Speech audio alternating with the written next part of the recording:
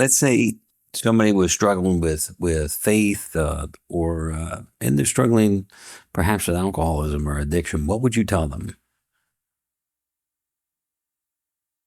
I would tell the families, because I deal with a lot with the family. They get people calling me, "Hey, I heard, you could help my son or my daughter or whatever." Um, the number one thing I tell them is, and because they'll always say there's no hope. They said maybe you guys could help him, but there's no hope. He's too far gone. And I say, is he still breathing? Yeah. Then there's hope. I said, but you don't have to have hope. We'll hope for him, because we don't just hope. We know there's a promise. The promises come true. But the biggest thing is they said, well, will you call them? I said, no, you can give them my number. And if they call me, I'll be there forever, as long as they want me there.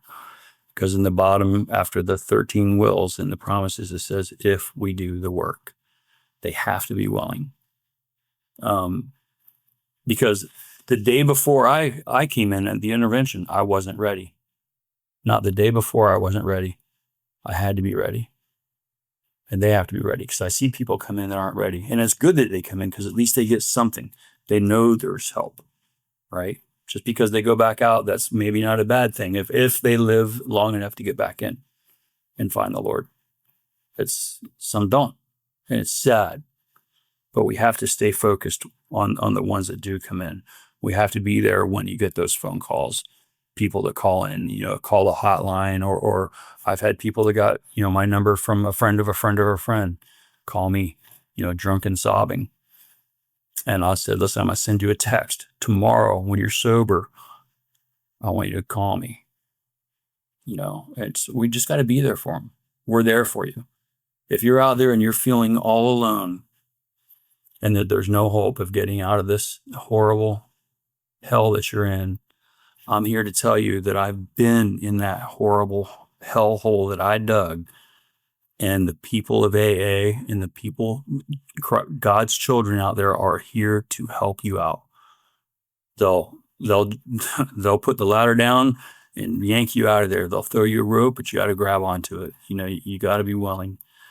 But yeah, we're here. You're not alone. If you ever think you're alone again, that's a lie. That's the evil one trying to separate you from the love of God. We're here. All you got to do is go to any meeting, stop any of us on the street. You'll see us wearing shirts like this or other, shirts. Just find a meeting. Go to the AA app. There's that's a wonderful tool right there. I'll send this out to everybody. The AA meeting guide app. Yeah, it's right here. Anywhere you are, and I travel a lot, anywhere you are in the world, you hit this app and it'll show you meetings near you. So if you feel alone, you hit that app, you go to a meeting. Somebody there will grab onto you, get their number. They'll give you a number, and they'll take care of you. They'll show you the way. That's all you got to do. Keep doing the work. I heard it said once, when you've hit bottom? When you stop digging. That's right. I hit lava before I stopped digging.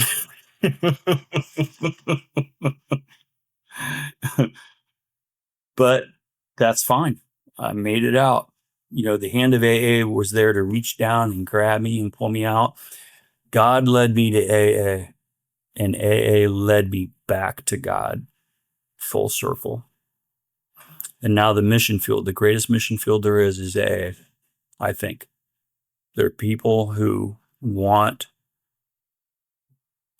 to get rid of that addiction. They want, and then they'll realize that the reason they have that addiction is because of all this unforgiveness in their life, all this anger, shame, guilt, remorse. And the step work shows you a simple way of getting out of that, to deal with it in a rational way.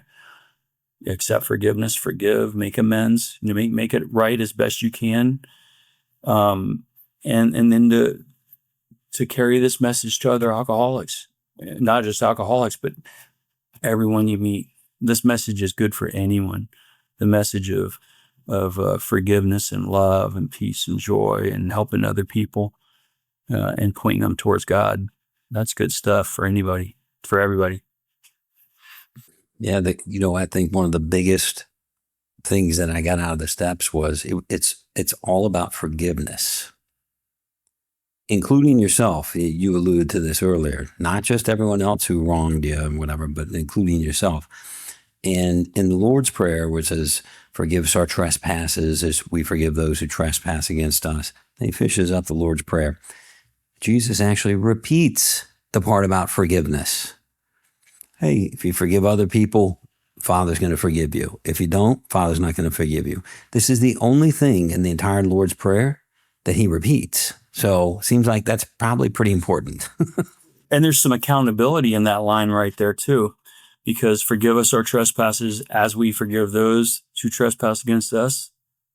The way I read it and have studied it, it doesn't mean as we forgive others, like while we forgive them. Yeah, I'll forgive them, you forgive me, tit for tat. The as means in the same measure that I forgive. Forgive me in the same measure that I forgive. So that holds me accountable. I need to totally forgive, completely forgive if I want complete forgiveness.